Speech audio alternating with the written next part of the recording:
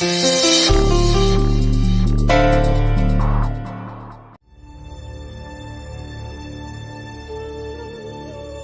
यही सही बात है।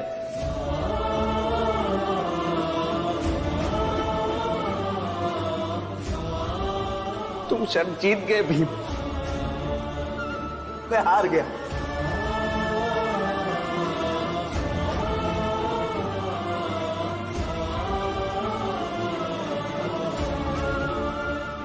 मुझे ये हार स्वीकार है।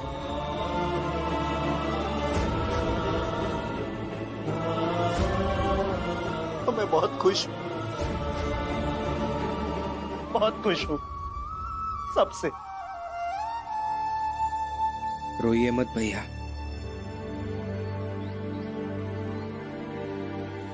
बस एक बार भाभी से भी माफी मांग लीजिए, सुकून मिलेगा।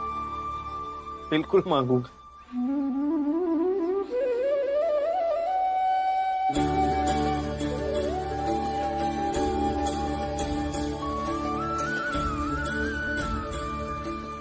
करुणा, मुझे माफ कर दो।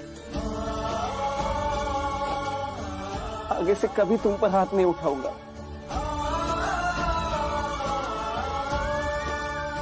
बहस करूंगा तो तुम्हारी बहस सुनूंगा। आज से एक नई शुरुआत करते। तुम्हें पानी पूरी पसंद है ना? चल, आज दोनों साथ में पानी पूरी खाते। बाला, जा बहू को पानी पूरी खिलाकर आ। संभाल के, संभाल के।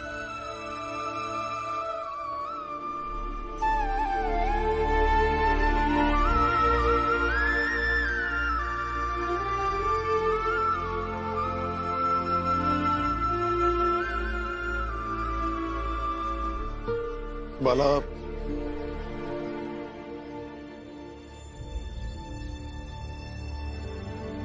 ये पैसे ले लो और इन पैसों से बहू को पानी पूरी खिलाना। मेरी इच्छा के लिए।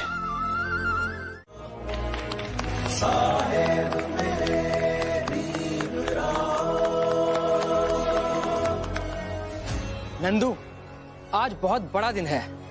आज न सिर्फ भीमराव शर्त जीता है, बल्कि बाला की वो मानसिकता भी हारी है जिसमें पति खुद को श्रेष्ठ समझता है। इसलिए आज हम पूरी चाल को फूलों से सजाएंगे, नाचेंगे, गाएंगे, खुशियां मनाएंगे। सही कह रहे हो मनोहर भाऊ, कि ताकि चाल के बाकी मर्द जो हैं वो भी ये समझ जाएं कि उनको भी भीम की तरह ही सोचना चाहिए। एकदम सही कह रहे हो मनोहर और नंदू। आज तो हमारी चौल सजनी ही चाहिए। नंदू, मनोहर, आज मैं भी तुम्हें मदद करूंगा। आज मेरे दो बेटे जीत गए हैं और बाला के लिए तो मैं बहुत खुश हूं। चलो आइए रामजी बाबू।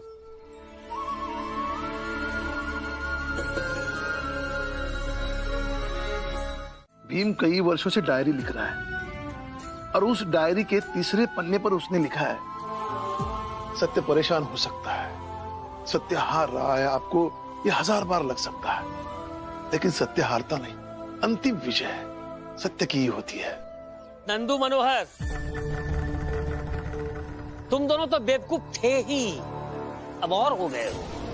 बाप बेटे बड़ी बड़ी बातें कर रहे हैं और तुम दोनों अपना काम धंधा छोड़कर, अपना पैसा लगाकर फूल खरीद लाए और अब लगे सजाने चांद को। अरे ऐसा ही बर्बाद हो जाओगे एक दिन। कि भीम का कहा है, लिख देगा डायरी में कि नंदू काका और मनोहर काका हमरी और हमरे बाबा की चापलूसी करत करत बर्बाद हो गए।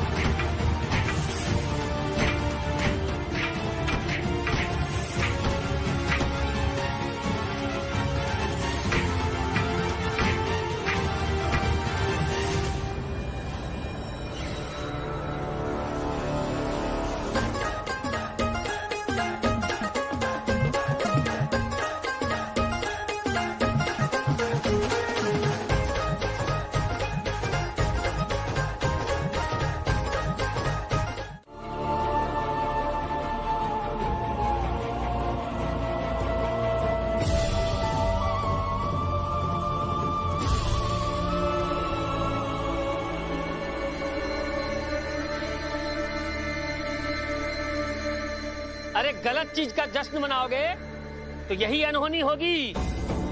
नंदू, ये जो फूल लगाए हो ना, इसको हटा दो, क्योंकि किसी के मातम पर फूल सजाने का क्या मतलब। अरे नाचो नाचो नाचो और नाचो। नाच तो बना रखा है भीमरामा ने, नाचो। अरे भीम के पक्ष में रहोगे तो कभी खुशी नहीं मिलेगी। नंदू, फूल खरीद करके लाओगे तो ना वो किसी के खुशी के लिए इस्तेमाल होगा और ना फूल बिकेगा। इसलिए सोच लो सब। जोकू, जनार्दन, जाओ, ये जो फूल सजा हुआ है सबको हटा दो। जाओ, इसकी कोई आवश्यकता नहीं है। वो भीमराव बाला से शर्त जरूर जीत गया, लेकिन बहुत कुछ हार भी गया। नरोत्तम, तुम्हें क्या लगता है कि वो डॉक्टर बाला की बीवी से क्या कहेगा? प्रचंड देव जी, डॉक्टर बाला की पत्नी से क्या कहेगा ये तो नहीं पता। हाँ, लेकिन ये पता है कि अब बाला की पत्नी अपने पति के सुधरने की खुशी नहीं मना पाएगी।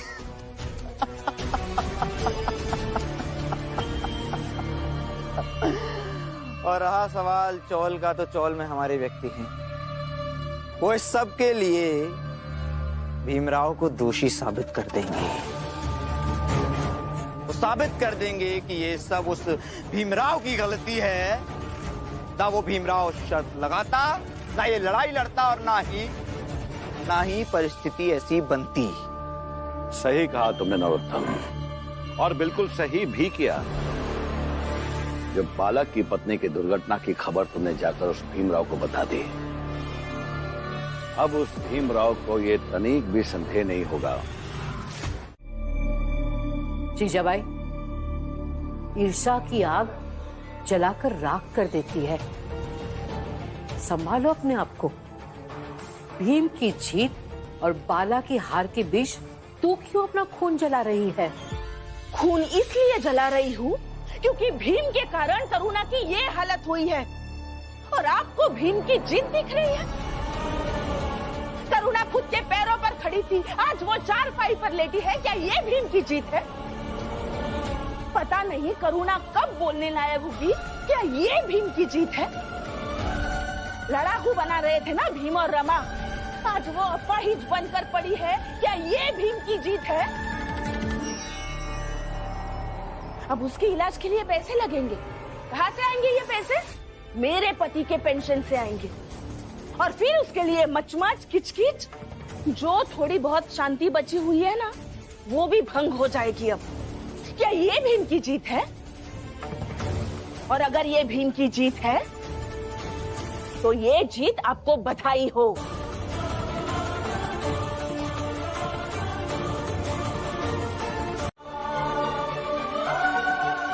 रमा, मैं कब से यहाँ बैठी हूँ। चाय आज मिलेगी या नहीं? आई, वो बाला भैया दीदी के लिए चाय बना रहे हैं, उन्हें बनाने दीजिए, फिर मैं सबके लिए चाय बना दूंगी। पागल हो गया है बाला? करुणा चाय पिएगी? जीजाबाई,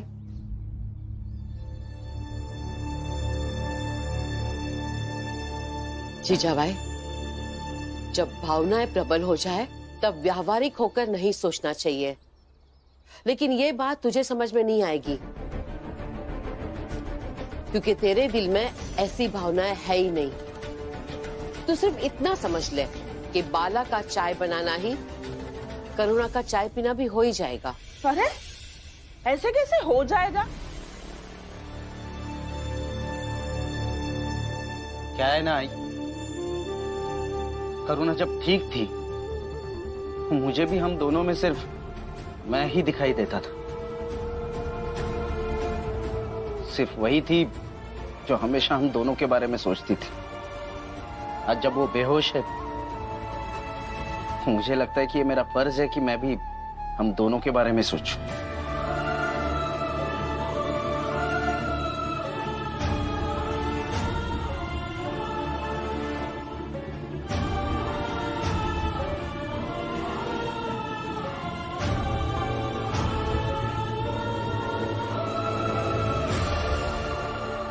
जीजा भाई, अभी भी वक्त है, तेरे और भैया के संबंध को समझ ले।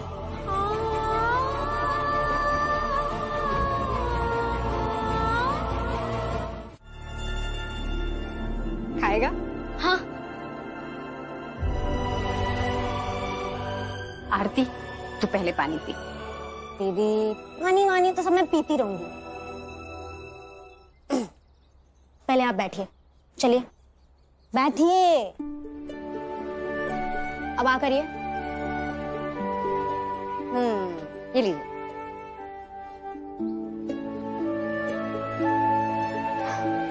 दीदी, अब मैं बम्बई आ गई हूँ ना, एक ना सब ठीक कर दूंगी। मैं जिन साहब के यहाँ काम करती हूँ ना, वो मुझे बहुत मानते हैं, मेरा बहुत ख्याल रखते हैं, बहुत अच्छे हैं, गुड मैन। मैं जो कहती हूँ वही करेंगे। मौसी, ये तो बड़ी स्वादिष्ट मिठाई है, मजा आ गया खा के। आज तक मैंने ऐसी मिठाई कभी नहीं खाई। अरे दीपक, इसे मिठाई नहीं केक कहते हैं। ये सिर्फ अंग्रेजों के यहाँ ही मिलती है, क्योंकि वही इतने अमीर हैं कि इतनी महंगी स्वीट वही खरीद सकेंगे। मौसी, एक और ले लूं क्या? अरे क्यों नहीं, पूरा डब्बा ले, जितनी खानी उतना खा। मौसी, भीम भैया ने सिखाया है, मिल बांटकर खाने से स्वाद बढ़ता है। मैं जाकर चाल वालों को बांट के आता हूँ। No no no no no no, कहीं नहीं जाना है, किसी को नहीं बांटनी, तुम चुपचाप खाओ। क्योंकि इस स्टॉल में तो कुछ ऐसे ऐसे भी लोग हैं कि पूरी की पूरी स्वीट खा जाएंगे, लेकिन ना थैंक यू मानते हैं और ना ही ये कहते हैं कि लाइफ में पहली बार ऐसा केक खाया। जिसे कदर ही नहीं उसे क्यों देना।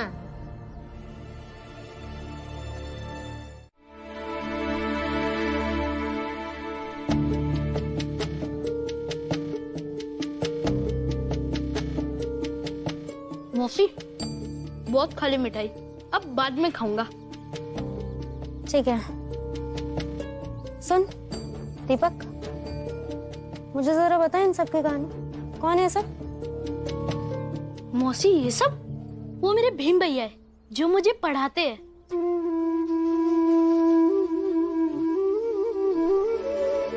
करुणा, करुणा, अब तो उठ जा,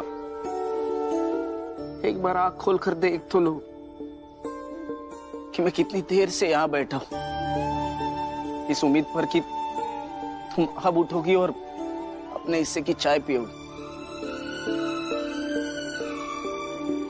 करुणा, अब तो होश में आ जा।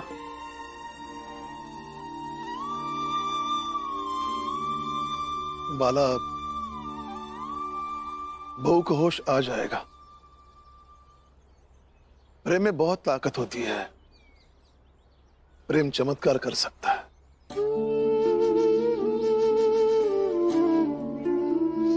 मैं तो बस यही कहूंगा कि बहू को होश आने के बाद तुम बदल मत जाना। नहीं बाबा, नहीं बदलूंगा मैं। अब मैं दुनिया के लिए बदल सकता हूं, लेकिन करुणा के लिए नहीं।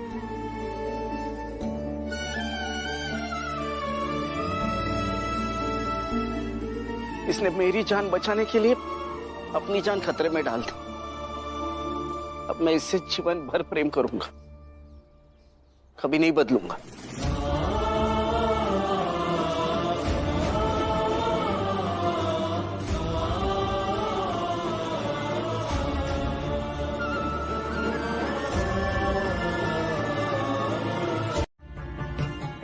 आरती, तू जाना यहां से।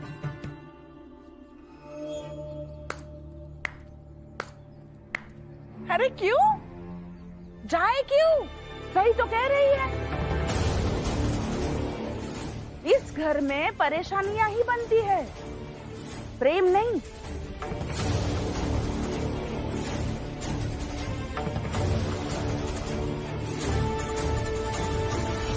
आरती, जाओ ना।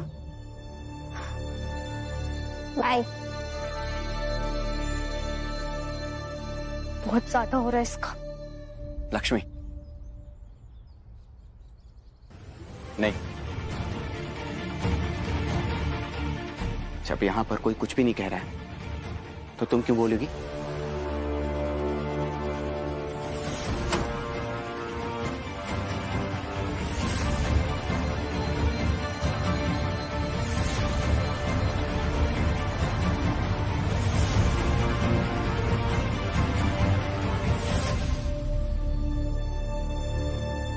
रमा, चुपचाप खड़ी क्यों है? कुछ बोला क्यों नहीं? लक्ष्मी, अगर तुम्हें काम ढूंढने बाहर जाना है तो तुम जा सकती हो, लेकिन फिलहाल इन्हें इनके हाल पे छोड़ दो।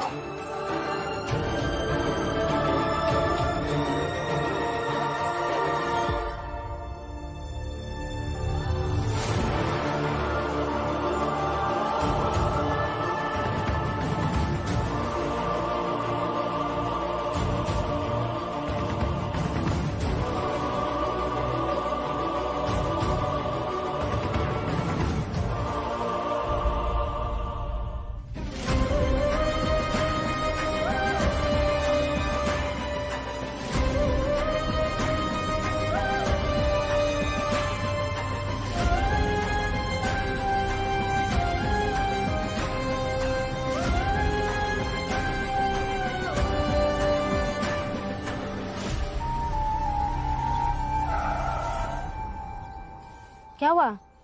ये तो वही लड़की है ना जो चाल में सबसे ज्यादा बोल रही थी।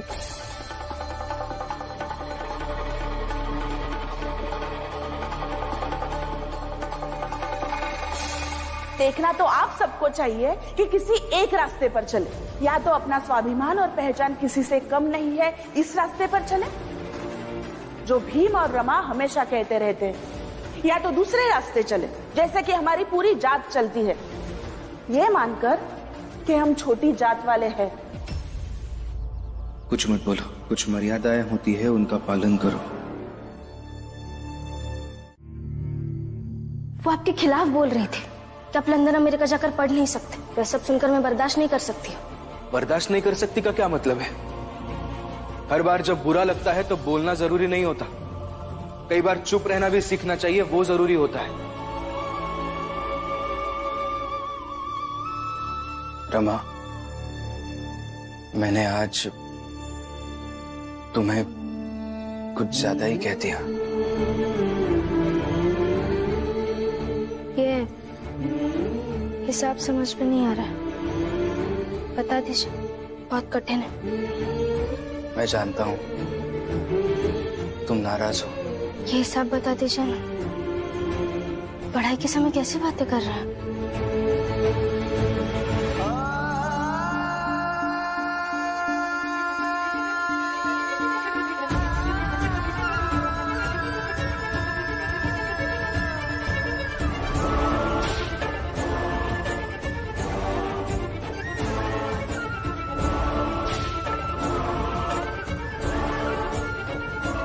यहाँ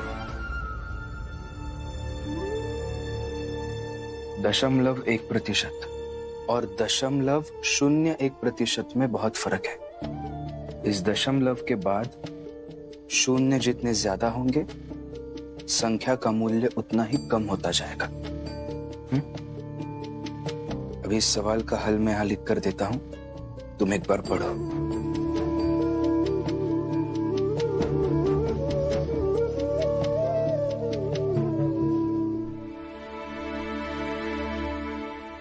ये लो, एक बार देख लो, अगर फिर भी नहीं समझ में आया तो वापस पूछ लेना।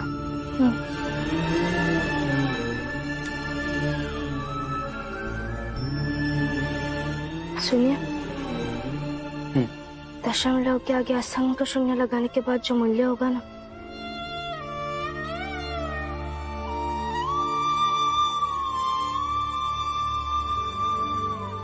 उतना ही मूल्य मेरे जीवन में उन लोगों का है जो आपके सपने, आपकी प्रतिभा का अपमान करते हैं। और हम इसी बात की तो लड़ाई लड़ रहे हैं कि हमारी जात भी किसी से कम नहीं है, हमारी भी अपनी एक पहचान है। मगर इस बात के लिए मैं किसी से लड़ूंगी नहीं कि मेरे पति क्या है, वो क्या कर सकते हैं, बल्कि सीधे फैसला सुनाऊंगी।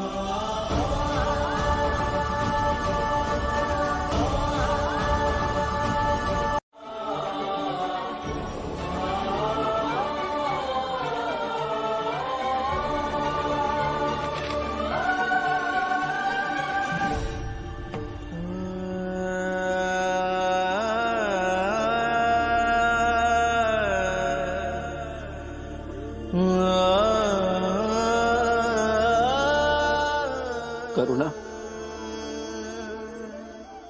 मैं तुम्हारे लिए ऐसे रोज एक चिट्ठी लिखूंगा।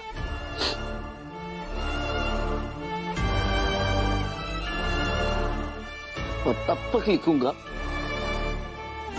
जब तक तुम्हें होश नहीं आ जाता। फिर जब तुम उठ जाओगी तब मेरी सारी चिट्ठियां इकट्ठे पढ़ना। अरे मैं तो भूल ही गया कि तुम्हें तो पढ़ना ही नहीं आता। तुम बस ठीक हो जाओ, फिर मैं खुद तुम्हें एक एक करके सारी चिट्ठियां पढ़कर सुनाऊंगा। बस अब तुम उठ जाओ करुणा, जिद तोड़ दो और जल्दी से उठ जाओ।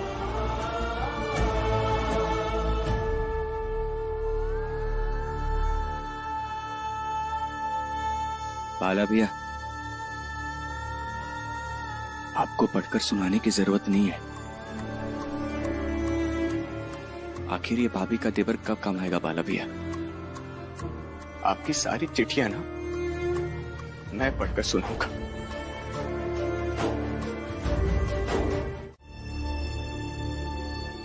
आरती,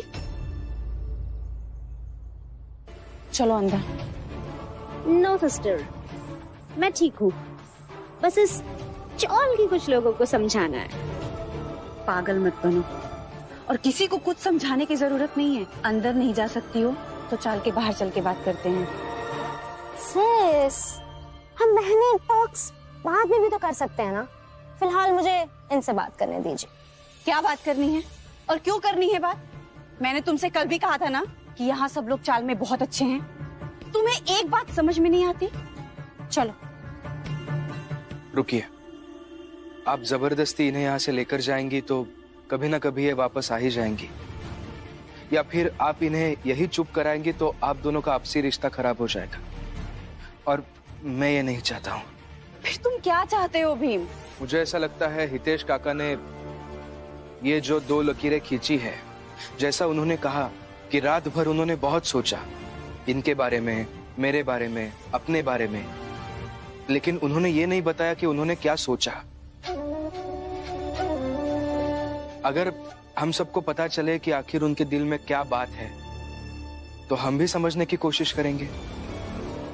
अगर सब कुछ सही लगा तो हम उसे मानेंगे भी, और अगर कुछ गलत लगा तो मैं उस चीज का तर्कपूर्ण विरोध भी करूंगा। बताइए हितेश काका, क्या मतलब है इस चीज का? तो तुम्हें समझाया जाएगा।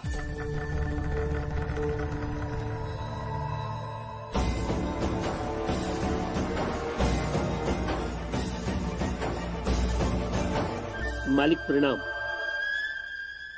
तुम्हें समझाया जाएगा भीमराव। एक काम करते हैं, 10 मिनट का अंतराल लेते हैं। 10 मिनट में ये सब सोच लेंगे मेरे मार्गदर्शन में कि तुम्हें कैसे समझाया जाए। अरे वकालत के करीब रहते हो, वकील के साथ काम करते हो, तुम्हें तर्कपूर्ण बातों से समझाना पड़ेगा ना। पहले ये देखते हैं कि कौन किसकी बात मानता है और कैसे दोनों मिलके हस्बैंड वाइफ के रिश्ते की गरिमा को बचाते हैं।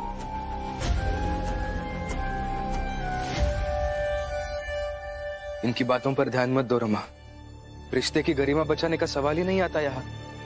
बस छोटी सी बात है ये।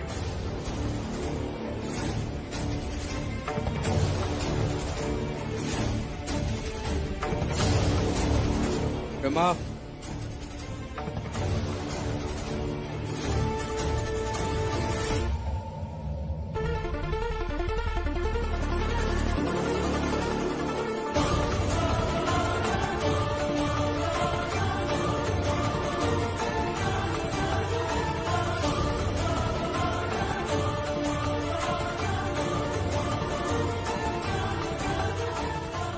घरेलू झगड़े। भीमराव, थोड़ा सा अंतराल लेते हैं। उस अंतराल के बाद हम सब मिलकर एक साथ तुम्हें ये समझाएंगे कि ये लोग क्या कहना चाहते थे। ठीक है? जरूर नरोत्तम जोशी जी, मुझे बहुत अच्छा लग रहा है आज। आपने हमारी जात के लोगों के लिए एक साथ जैसे शब्द का प्रयोग किया, बहुत अच्छा लग रहा है। थोड़ा सा अंतराल लेते हैं। उस अंतराल के बाद हम सब मिलकर एक साथ तुम्हें ये समझाएंगे कि ये लोग क्या कहना चाहते थे। मिलते हैं अंतराल के बाद।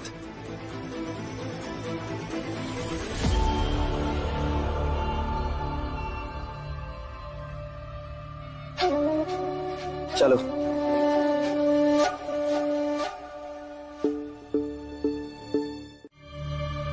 देखो इन लकीरों को। लकीर का मतलब मैं तुम्हें समझाता हूं। लकीर के इस पार खड़ी है आरती, जो कि एक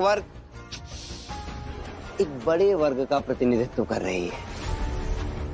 आरती खुद बड़े लोगों की सेवा करती है, सेवक है, सर्वेंट। और देखो इसलिए कितनी खुश है। और यही सत्य है भीमराव कि तुम्हारी जात के लोग जब तक सेवक होंगे, दास होंगे, तब तक खुश होंगे। क्यों?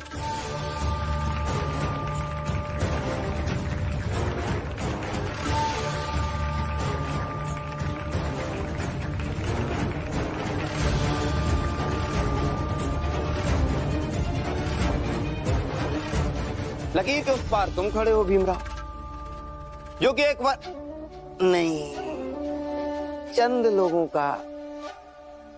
लोगों का प्रतिनिधित्व कर रहे हो, जिन्हें लगता है कि वो बड़े लोगों के बराबर हैं, जिनकी आंखों में फर्जी सपने हैं और जो ये सोचते हैं कि ये सपने देखकर वो बहुत ऊंचाई हासिल कर लेंगे, लेकिन होना कुछ नहीं है। वो जीवन भर भटकते रहेंगे तुम्हारी तरह।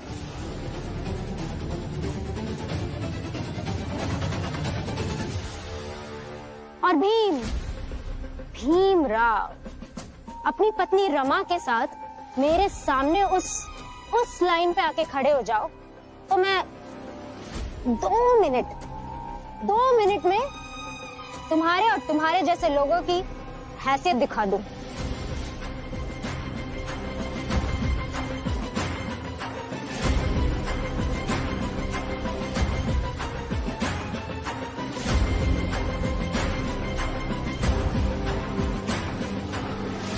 आरती, क्या तमाशा लगा रखा है तुमने? दीदी, आपको यहाँ मेरे साइड में आके खड़ा होना चाहिए। अगर यहाँ नहीं आ सकते तो कम से कम चुपचाप तो खड़े रहिए। इमरान, सोच क्या रहे हो? आओ लकीर के पास आओ। लकीर के पास आते ही आरती तुम्हें 2 मिनट में तुम्हारी औकात दिखा देगी। आ जाओ।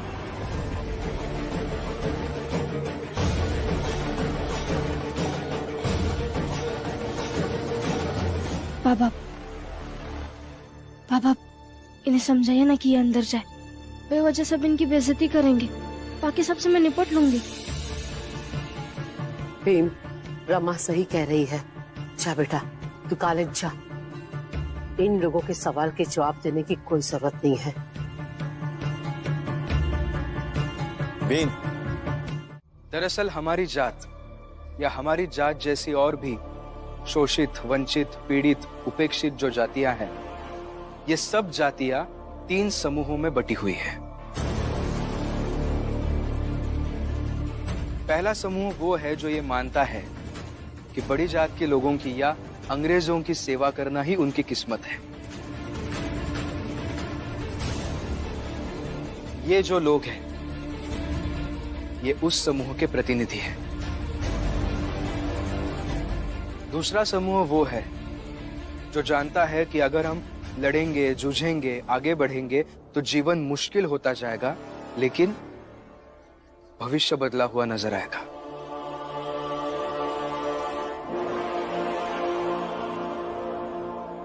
और हम सब उस समूह के प्रतिनिधि हैं।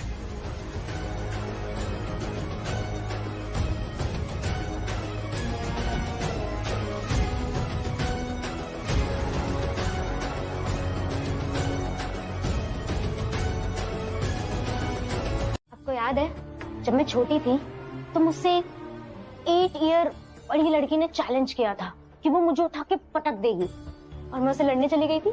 हाँ हाँ, सब याद है मुझे, कैसे तुम्हें उससे लड़ने से रोका था और तुम्हें खींच कर घर के अंदर लेकर के आई। बहुत देर तक रोती रही, फिर अपने आप चुप हो गई। दीदी, कहानी सिर्फ इतनी नहीं थी। नेक्स्ट डे मैं उसके घर गई, उसे घर से बाहर निकाला और पूरे मोहल्ले के सामने उठा के पटक दिया। बस दीदी, मैं ना बचपन से ही ऐसी हूँ। और रमा ने भी वही गलती की है जो उस 8 ईयर बड़ी लड़की ने की थी। और जब तक मैं रमा को सबके सामने पटकन ही ना दे दूं ना, तब तक मुझे शांति नहीं मिलेगी।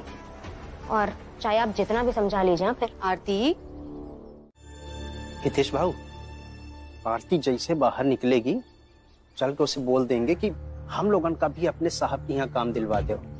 अब जब हम लोग कर पक्ष ले रहे हैं, उसके साथ में खड़े हैं, तो इतना तो कर सका थी ना। अब देखो, नौकरानी हुई के इतने चमक धमक के साथ रहा थी, अब हम लोग तो नौकरानी से ज्यादा काम करके देंगे। सही भी है, आरती भी तो हमारी तरह है, हमारे जात की। देखो कैसे बोलती है, कैसे चलती है, और फिर जहां वो काम करती है वो बड़े आदमी है, बहुत बड़े आदमी, तो कुछ ना कुछ तो काम हमें दे ही देंगे। हाँ। दोनों चुप रहो। तालाब खुदा नहीं और लगे मछलियों का बंटवारा कर दे। अरे रुक जाओ, पहले आने तो ना आरती, फिर करते हैं बात।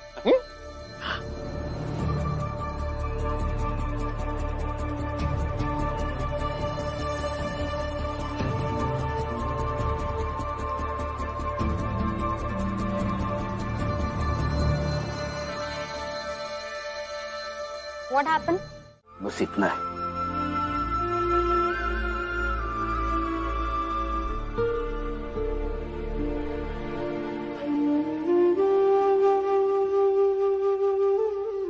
बाला भैया, जब भाभी होश में आएंगी ना, तो सबसे पहले वो आपसे लड़ेंगी। लड़ने दो, फिर मैं वही करूंगा जो आज तक ये करती आई है। मैं इससे लड़ूंगा नहीं, अब तो बस इससे प्यार करूंगा। बाला भैया, क्या आपको नहीं लगता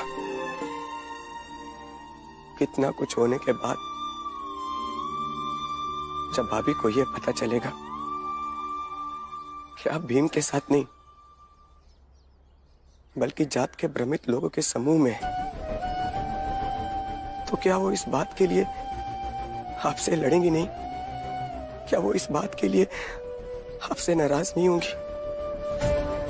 क्या वो इस बात के लिए आपको मनाएंगी नहीं कि अगर आपको भीम सच्चा लगता है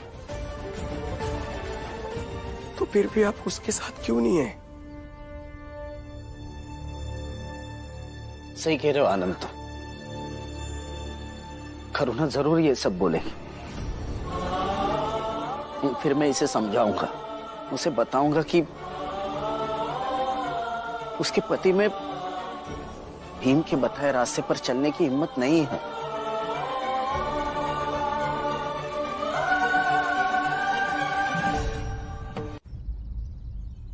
पानी जो होता है ना आनंद, वो चाहे जितनी कोशिश कर ले आग की तरह जलने की, नहीं जल पाएगा, चाह कर भी नहीं जल पाएगा, क्योंकि ये पानी की फितरत है, जैसे ये मेरी फितरत है। ये बाला की किस्मत है कि वो कभी भीम की तरह नहीं हो पाएगा, चाह कर भी नहीं।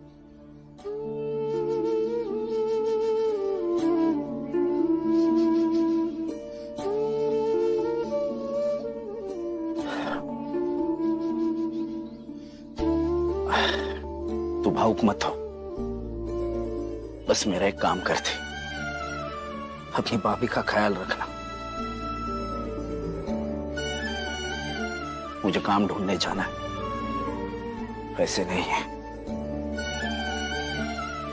बाला,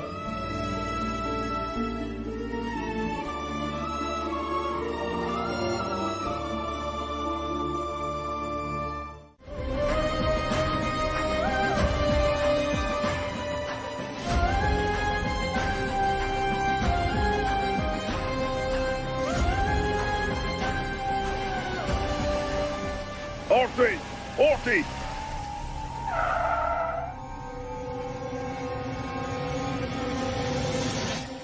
तुम ऐसा पागलों की जैसा क्यों हंस रही है? सर मैं वो तो आप यहाँ कैसे? मैं तो बस घर आने ही वाली थी, डिनर टाइम से पहले पहुंच जाती। नहीं करना डिनर। सॉरी।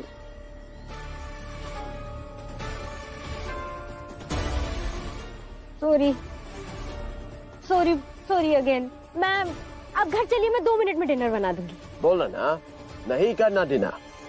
Sorry sir. गाड़ी में बैठ जा। सर बस 2 मिनट और, 2 मिनट में डिनर बन जाएगा। मैंने बोला गाड़ी में बैठ जा। सर थोड़ा सा और टाइम दे दो। कहा ना चुपचाप जाके गाड़ी में बैठ जाओ। गाड़ी में आके बैठ जा। काम। सर बात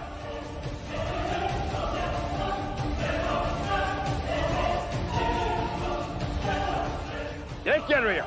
अंदर चलो।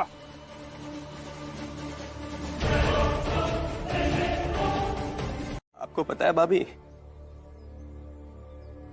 बाला भैया ना आपकी बहुत ही कद्र करने लगे, आपसे अटूट प्रेम करने लगे भाभी। और आपको ऐसी हालत में देखकर काफी परेशान भी हो रहे हैं भाभी। सच कहूं तो मैंने अपने जीवन में पहली बार बाला भैया को इतना ईमानदार किसी एक रिश्ते के प्रति देखा है। आई कसम खा के कह रहा हूं, अगर आपको कुछ हो गया ना तो बाला भैया जीते जी मर जाएंगे भाभी।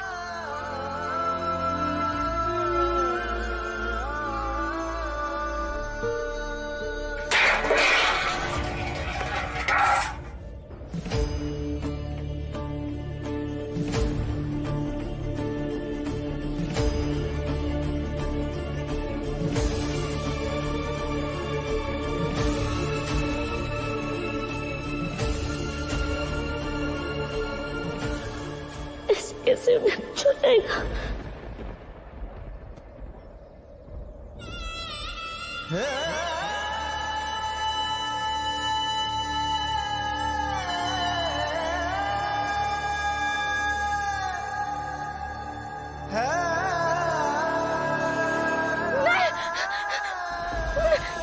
कुछ नहीं हो सकता। अबे अपने साथ रहना। भाभी अब ठीक तो? बाबा आई लक्ष्मी। आरती ने तो तुमसे कहा ही है ना कि तुमको वहाँ आराम से नौकरी मिल जाएगी, लेकिन हम लोगों का नहीं बोल रही है कि हम लोगों का वहाँ काम मिल ही जाएगा। लेकिन अगर हम लोग तुम्हारे साथ जाएंगे ना तब तो जरूर नौकरी मिल जाएगी। और आरती ने हमें कहा है कि जब दीदी आएगी तो तुम सब भी उनके साथ आ जाना। इसलिए अगर तुम हम सबको साथ ले चलोगी तो हम तुम्हारे एहसानमंद रहेंगे। मगर मुझे नौकरी की जरूरत नहीं है ना। आई आपको तो नहीं, लेकिन इन लोगों को तो बहुत जरूरत है नौकरी की। मान जाइए ना इन लोगों की बात।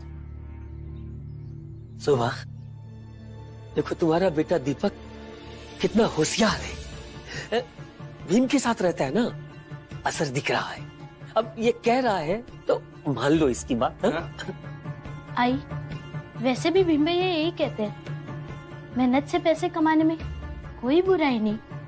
और इन लोगों की पढ़ने की उम्र तो है नहीं कि भीम भैया कहेंगे पढ़ाई करो, काम नहीं। हाँ, और पढ़ लिख कर कहाँ जाएंगे, बस हमारी बात मान जाओ। मैंने डेविड सर से बात कर ली और आपकी कोई जिद विद नहीं चलेगी। हाँ, जैसे ही वो नौकरी के लिए बुलाएंगे जबरदस्ती ले जाऊंगी मैं आपको यहाँ से। ठीक है, मैं चलूंगी। ये हुई ना बात है। बहुत बढ़िया, बहुत बढ़िया।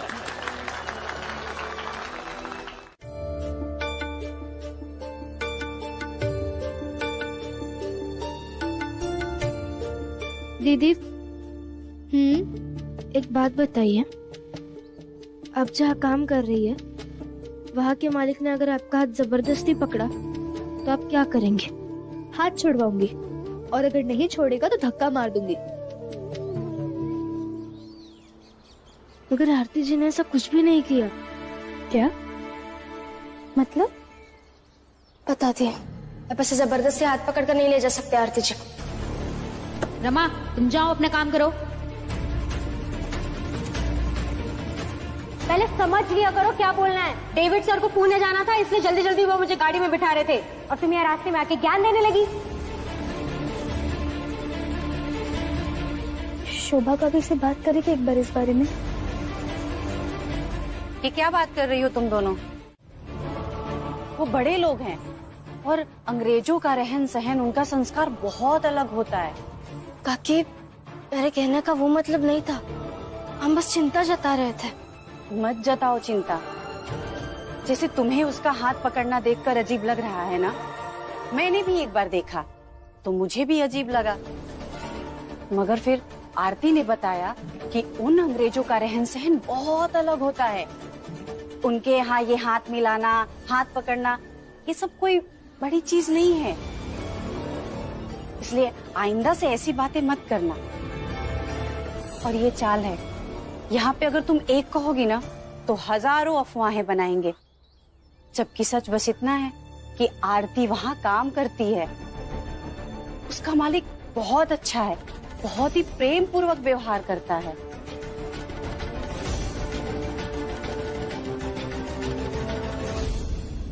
जिसे जैसे चाहे मोड़कर एक कोने में रख दे। भीम, मैंने अपना दुख तुम्हें बताया था और तुमने ही मुझे बच्चा गोद लेने के लिए कहा था ना, जिसके लिए इतना सब हुआ। और आज परिस्थिति थोड़ी मुश्किल आ गई तो सबने मिलकर मेरे उस सपने को मोड़कर एक कोने में रख दिया और उम्मीद करते हैं कि उस पर मैं कुछ बोलूं भी नहीं। सही है ये? नहीं, ये सही तो नहीं है। तो अब बताओ कि इसके लिए तुम क्या करोगे, क्योंकि इस घर में तुम्हारे सिवाय मुझे किसी से कुछ उम्मीद नहीं है। मैं क्या करूंगा? मौका देखकर फिर एक बार बाबा से बात कर लूंगा। मौका देखकर क्यों? अभी बात करते हैं।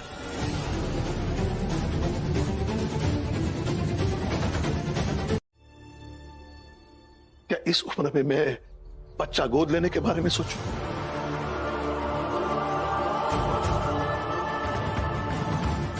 कहीं भी तर्क संगत नहीं है, कहीं भी। चाल के लोग क्या कहेंगे, समाज क्या कहेगा? कि पोते पालने की उम्र में अपने बच्चों के साथ खेल रहा है।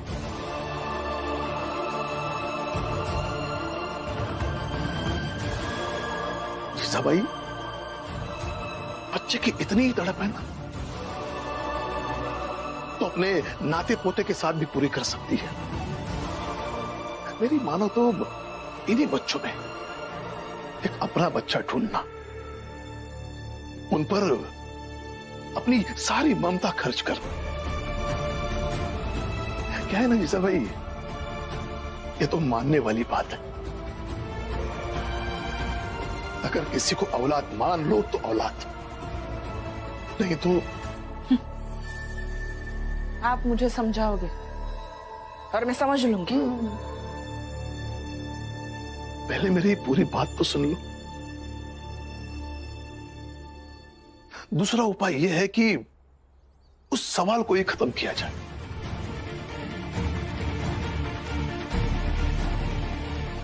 तो मैं एक रिटायर्ड सूबेदार हूं। फौज में नौकरी करते वक्त बहुत घुमा हूं। कम से कम 40 से ज्यादा वनस्पतियों को जानता हूं जिसका रस पीने से व्यक्ति मर जाता है। भैया,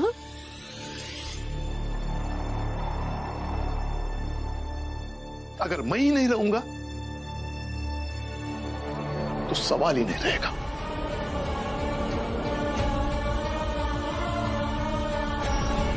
तो बच्चा गोद लेने के सवाल को मेरे समझाने से अगर समझ जाओ तो ठीक है, नहीं तो किसी दिन तंग आकर सुबह चाय के बदले वनस्पति का रस पी लूंगा। बाबा,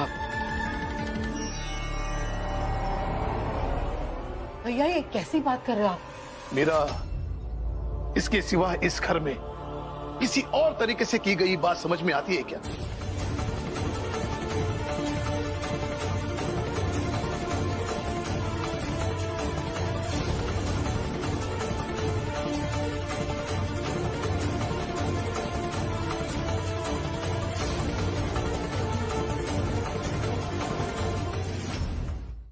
आज हमारा जीवन बदलने वाला है।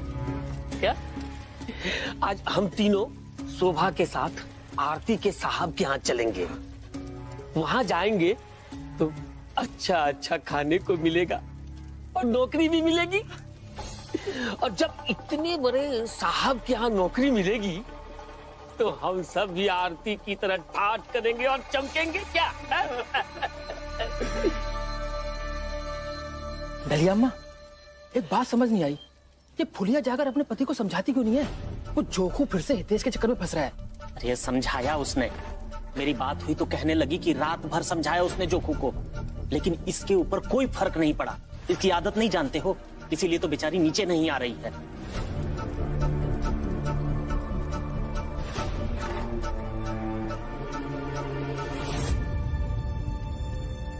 रमा, अरे भीमराव सो रहा है क्या? नहीं, कोई काम था क्या आप लोगों को? नहीं नहीं, काम कुछ नहीं था। बस भीम को बता देना कि हम सब आज अंग्रेज के यहाँ नौकरी करने जाएंगे और वहाँ जात भेद भी नहीं होगा, तो खूब पैसे कमाएंगे। और ये देखकर भीमराव परेशान हो जाएगा।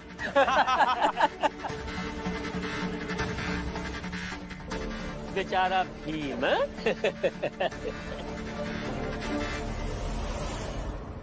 वो क्यों परेशान होंगे? वो तो यही चाहता है कि आप सब खुश रहे, पैसे कमाए। सड़क पर उस अधिकारी ने आरती जी का जबरन हाथ पकड़कर उन्हें गाड़ी में बैठाया, तो भारती जी ने क्या कहा था? पहले समझ लिया करो क्या बोलना है। डेविड सर को पुणे जाना था, इसलिए जल्दी जल्दी वो मुझे गाड़ी में बिठा रहे थे। याद आया? उन्होंने कहा था कि उनके साहब को पुणे जाने के लिए देर हो रही है, इसलिए उन्होंने उनके साथ ऐसा व्यवहार किया। और अभी उन्होंने क्या कहा कि उनके साहब सुबह से उनका इंतजार कर रहे हैं। डेविड सर सुबह से दीदी के आने का इंतजार कर रहे हैं। मतलब इतनी देर में वो पुणे गई भी और आ भी गई। ये तो नामुमकिन है। इसका मतलब अपने साहब की बदसलूकी को छुपाने के लिए आरती जी ने हम सबसे झूठ बोला। हो सकता है। फिर तो ये भी सोचने वाली बात है ना कि जब वो अंग्रेजी अफसर इतने साल से काम कर रहे आरती जी के साथ ऐसा कर सकता है, तो हितेश काका, जोकू काका और जनार्दन काका के साथ क्या करेगा? जो बिना बताए उनके घर गए उनसे मिलने।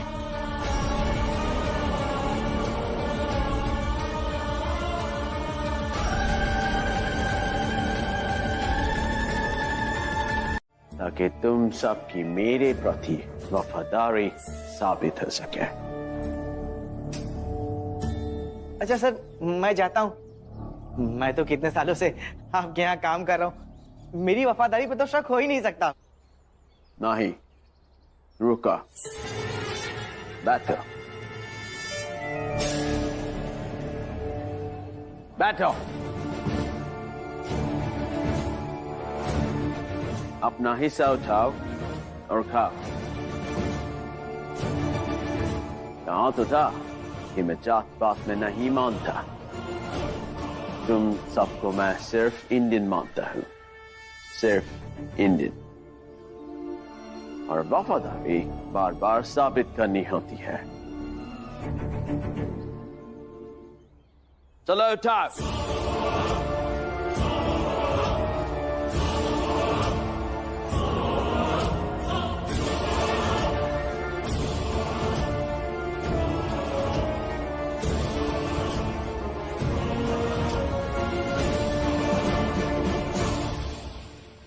उठा के खाओ नहीं तो भाग जाओ यहां से।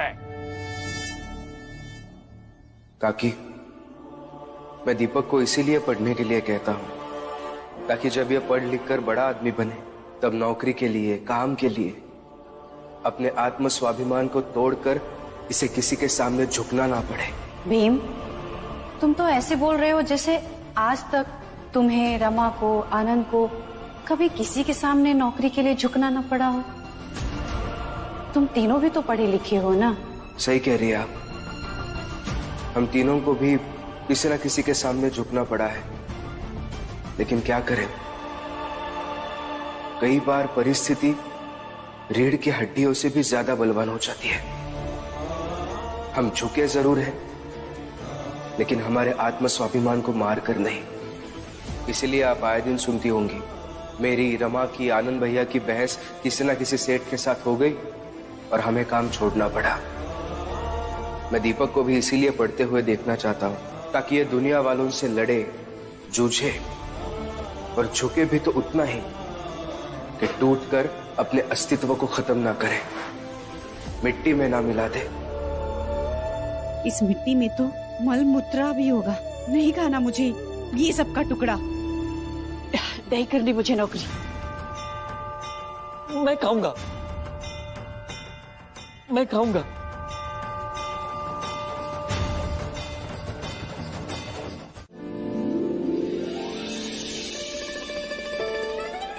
सर, बताइए ना, कैसी लग रही हूँ मैं? अरे बोला तो सही, तुम हिंदुस्तान में सबसे खूबसूरत लड़की हो। सर, सर, मैंने आपकी लंदन वाली ड्रेस पहनी है, देखिए तो सही, देखिए ना।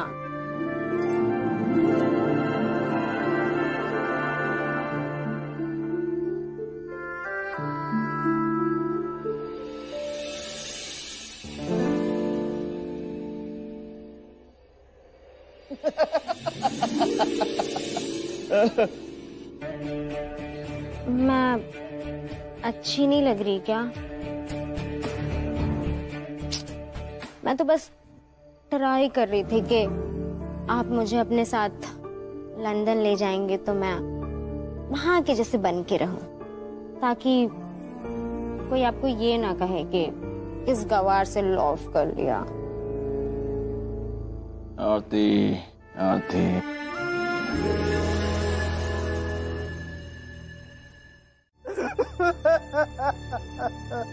भीमराव, तुम सही थे और मैं गलत था। मुझे माफ कर दो भीम, मुझे माफ कर दो। काका, आप ये क्या कह रहे हैं? आप उठिए ना, उठकर बात कीजिए। आइए, ऊपर आइए। भीमराव, मुझे यहीं पड़ा रहने दो। ताकि और अच्छे से विश्वास हो सके कि भीमराव अंबेडकर की बात ना मानने वालों को ऐसे ही मिट्टी पर सेव गिराकर खाने को दिया जाएगा और हमें खाना पड़ेगा। देखिए काका, मैं नहीं समझ पा रहा हूँ आप क्या कहना चाह रहे हैं। आप खड़े हो जाइए ना, आइए उठिए। मेरी बात खत्म नहीं हुई है। ठीक है, अभी बताइए क्या हुआ। उस अंग्रेज ने हमारे सामने मिट्टी फेंकी यहाँ डालो और उस मिट्टी पर सेब के टुकड़े फेंके और कहा कि इसे खाओ। तुम सब एक एक एप्पल का टुकड़ा उठा और खाओ उसे, ताकि तुम सब की मेरे प्रति वफादारी साबित हो सके। मुझे बिल्कुल अच्छा नहीं लगा, पर क्या करता। मैंने, शोभा ने, हितेश ने, जोकू ने उस मिट्टी से सने सेब के टुकड़े को झाड़ कर खाया।